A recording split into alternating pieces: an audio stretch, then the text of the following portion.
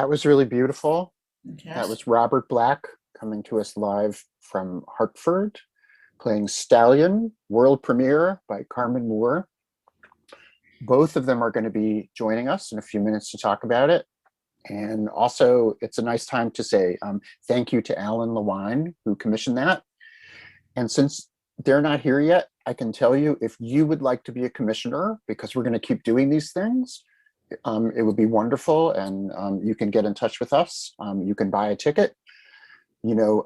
Music should be free. It should belong to everyone. It should be something that's like the air that we breathe. But also, musicians and composers need to get paid and deserve to get paid. So everyone who's on this program is getting paid, except for us, I might say. And and uh, and so, if you'd like to help us out and buy a ticket or commission a new piece for a future marathon, that would be fantastic. So Thank you. Yeah, and it's also one of the fun things is pairing the composers with the performers, and for many of some, like you've heard throughout the day, knew each other before, maybe wanted to work together and hadn't had the chance to. So welcome, Robert Black, Hi. and congratulations on a beautiful performance. Um, yeah, really fantastic. I don't know, is Carmen Moore joining us as well? We're expecting Carmen. I believe so. We'll see what happens. I don't know. Uh, I hope so. I hope we are so. hoping so. We're hoping so. I believe he's in Hawaii, so That's right. there may be a little lag time, but we'll see what happens. But Robert, yeah, can you tell us a little bit about the process of building this piece with Carmen? Was there a lot of back and forth? Was there some zooming? There was some zooming and there was back and forth. I don't know. I would say there's a lot, but he early on.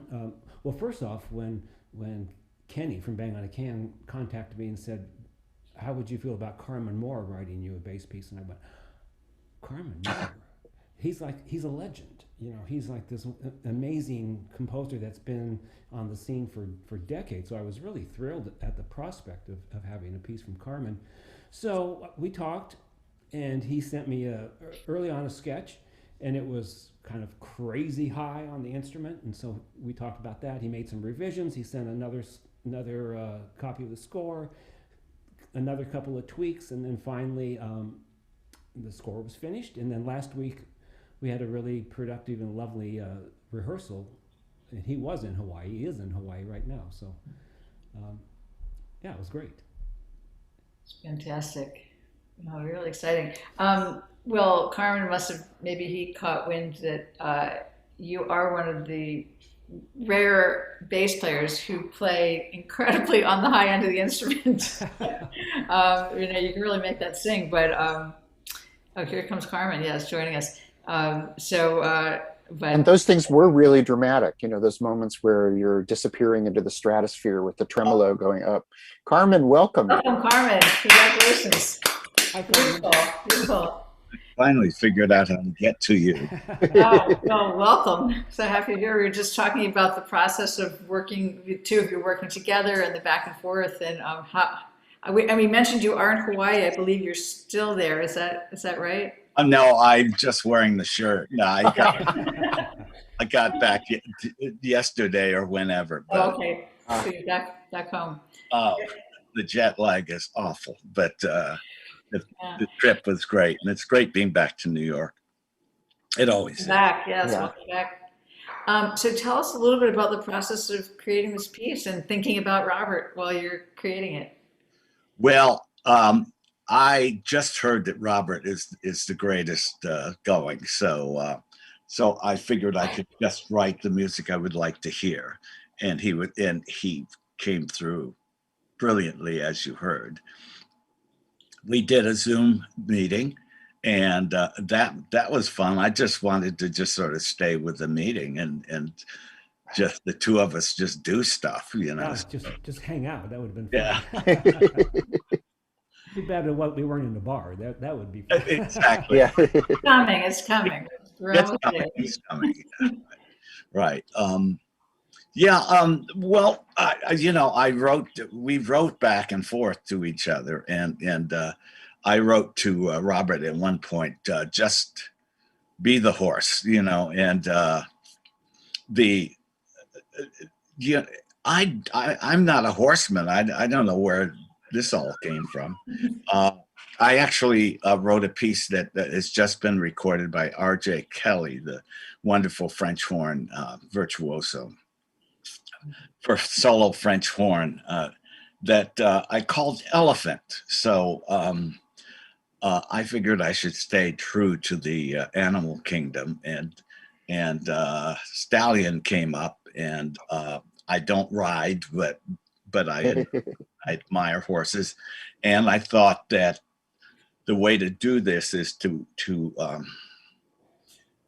present both Robert and this magnificent horse. I actually met one in my friend in Hawaii has horses, and she loves them, and so I actually visited a horse and sent the video of it to Robert at one point. It was pretty magnificent. Yeah. It'd be interesting to think of how to make the horse the score. You know? Oh, you Yeah. stage? Yes, right. Yeah, just play what you see. Yeah, right. Right. So Exactly. Yeah. So you know, the thing started with which became a horsefly, and so you know, so where's the horse? So this is part of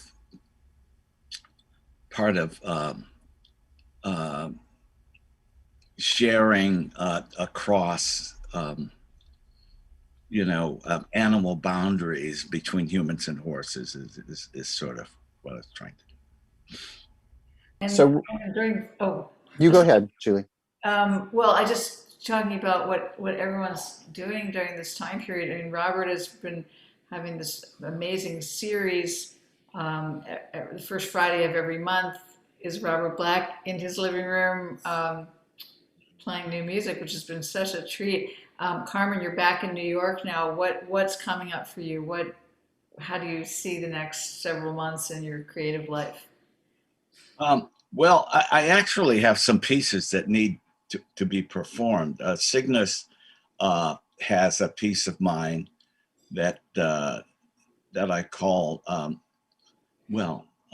it's called Swans Across the Milky Way, and so that's been waiting for an audience. You know, it needs live. Well, it doesn't need live audiences, but it needs live audiences, like so many of our works. So I'm really excited about having that performed soon, as soon as possible. And I just noticed there's another animal, this swans thing. I don't know what's going on. It's you're gonna get through. You know, you're going through the whole Saint-Saëns thing, right? You know, you're gonna Yeah, be right. Yeah. yeah. It's the arc. Yeah. Oh, the arc. That's really good. Interesting. Yeah. Okay, next. Get ready, Robert.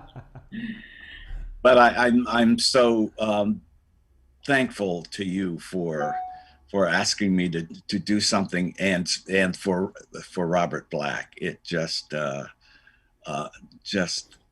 has worked out in a way that has been very exciting for me. And I would never have thought of doing I used to play cello back in the day, but in fact, I played French horn back in the day, David. But somehow, but I just really appreciate the idea of writing for this great instrument, and realizing that the string bass is a magnificent instrument, and you know, very Stallion-like. You know, I think they go together. We've watched Robert cart that stallion. Yeah, I know. For going overseas, Into making small sure airplanes and got yeah. Oh, right. It's heroic work, A way and of life. it's that's even better. Right. So Robert mentioned before your camera came on about what a legend you are, and you know, it's sort of to those of us who are real music nerds, it's like it should be pointed out that I think you are the person who reviewed Steve Reich's first concert in New York City, Right. in the Village Voice, because you used to be the head critic of the Village Voice. And so you probably more than anybody else that we've been on this festival with forever have sort of seen the whole trajectory of music and contemporary music in New York since the 60s. Yeah. So it's kind of amazing that you have seen everything. It's like all the things that we've only read about. Yeah. It's been it's been amazing, and it's been so valuable to me to just watch, listen, form opinions, change them, uh, run into things like Robert Black on the string bass that I thought I knew the instrument, which was always supporting other people, and finally allow this instrument to kick up its heels, and so these are all new things, and everything's new for me. So that's the important thing. I also wrote Alvin Singleton's first review too. Oh, really? Yeah. Yeah, and Wow. so we've been pals over the years. I run into Steve at concerts, and he says, "You're still here?" I said, "So yeah, Yes. it's been a pleasure." Yeah, both writing about music and mainly thinking about music and feeling music. I mean, one thing I learned from being a critic was that to just give in to whatever someone is putting out, and then when you have a problem with it, write down, had a problem here, had a problem there, got swept away at this point. In other words, to be a neophyte music listener every time, and That's really beautiful to hear, actually. I mean, because I think it's such a complex relationship. You're both. You're the creator and the writer, and so to bring that to your writing, is first of all very interesting, but also just getting inside of a piece of music and understand. First of all, yeah, understanding the work involved in making a piece of you know that intimately. It's a crazy amount of work for yeah, every composer, right? So. But I think bringing that perspective is really powerful. And of course, there's this, I think, a long history of the voice of that being the case of the person that, you've got a yeah. composer sharing their perspective. But just as you're talking about it, I was thinking, oh, it's so nice to feel that your input was coming from such an open and welcoming place. Yeah.